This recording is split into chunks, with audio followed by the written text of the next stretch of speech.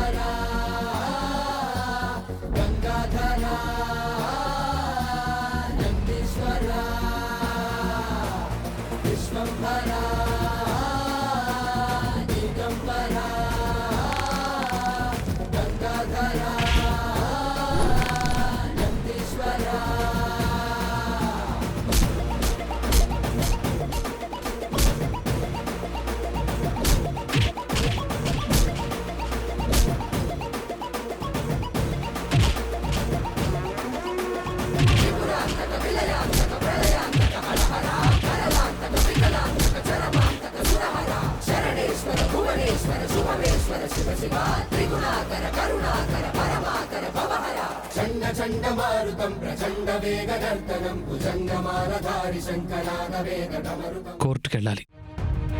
వదిన్ని తీసుకెళ్తున్నారు.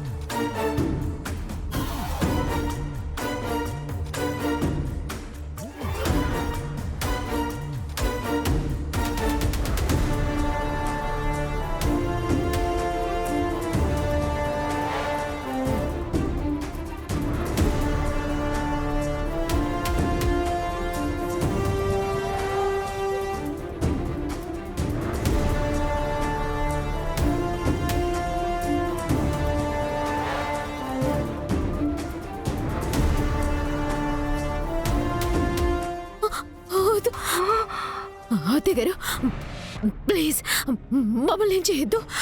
ఏం చెయ్యొద్దా? మీరు చేసిన ఈ దుర్మార్గానికి ఏమీ చెయ్యకుండా ఎలా వదిలిపెట్టాలి? వదిన గారు!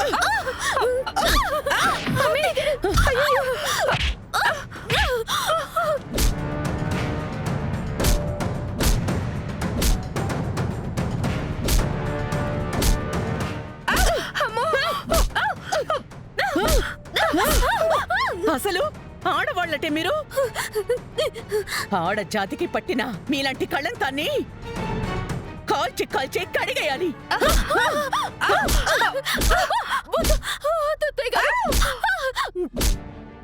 వదిన గారు, చచ్చిపోతాం బాబాయ్. మీ కాళ్ళు పట్టుకుంటాము.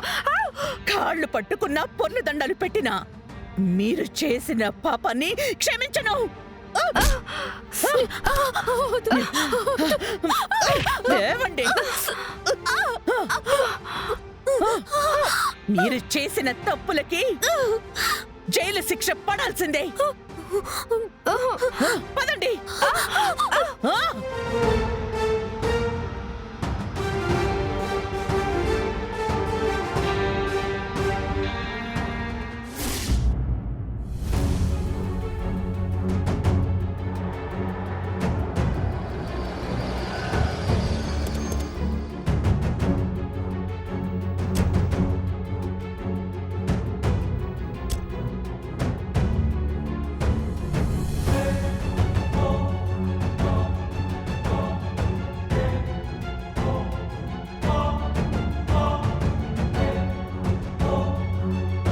అమ్మా, నువ్వేం భయపడకు.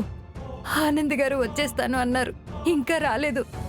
అక్కడ పరిస్థితి ఎలా ఉందో, అల్లుడి గారి ఆచూకీ తెలిసిందో లేదో నాకేం అర్థం కావటం లేదమ్మా.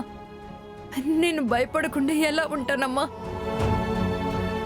ఎస్ఐ గారు, నెక్స్ట్ మీ కేసే, రెడీగా ఉండండి. అలాగే. ప్రీతి తర్వాత మనకేసేనట. అమ్మా, అత్తయ్య గారు మాటిచ్చారంటే ఆ మాట వృధా పోదు. నా రోహిత్కి ఏమీ అవ్వలేదని అత్తయ్య గారు చెప్పిన తర్వాత కూడా నేనెందుకు భయపడాలి? అత్తయ్య గారు రోహిత్తో కలిసి ఇక్కడికొస్తారు.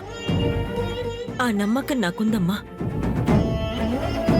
ఎస్ఐ గారు, త్వరగా ప్రీతి గారిని కోర్టు హాల్లోకి తీసుకురండి. అలాగే మేడం, పదండి. అమ్మ ప్రీతి వస్తారన్నో, ఎక్కడమ్మా మీ అత్తయ్య గారు? అయ్యో భగవంతుడా, ఏంటయ్యా నా బిడ్డకి కష్టం. మేడం పదండి, టైం అవుతుంది.